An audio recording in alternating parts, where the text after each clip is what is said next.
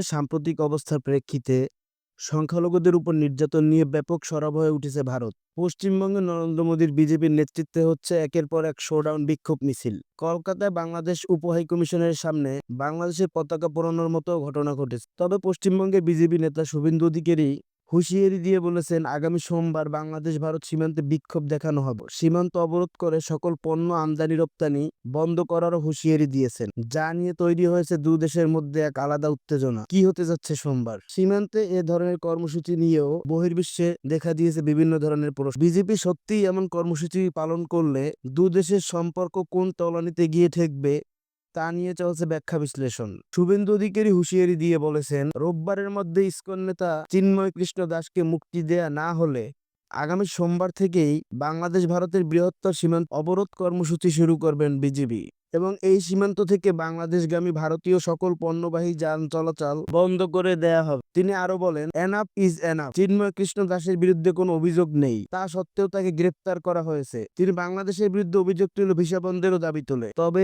এই ইস্যুতে ছেড়ে কথা বলছে না বাংলাদেশ সরকার। কলকাতায় বাংলাদেশের উপহাইকমিশনের সামনে বাংলাদেশের পতাকা পোড়ানো নিয়ে তীব্র প্রতিবাদ জানিয়েছে বাংলাদেশের প্রতিরক্ষা মন্ত্রণালয়। এমন একটি সময় এই অবস্থার সৃষ্টি হয়েছে ঠিক যখন শেখ হাসিনা ভারতে অবস্থান করছেন। এই ব্যাপারগুলো বর্তমান বাংলাদেশে থাকা সরকার নিজের অজান্তেই টেনে বড় করছেন এবং ভারত সরকার এই ব্যাপারগুলো টেনে আরো বড় করে শেখ হাসিনাকে বাংলাদেশে ফেরানোর পথ সুগম করছে।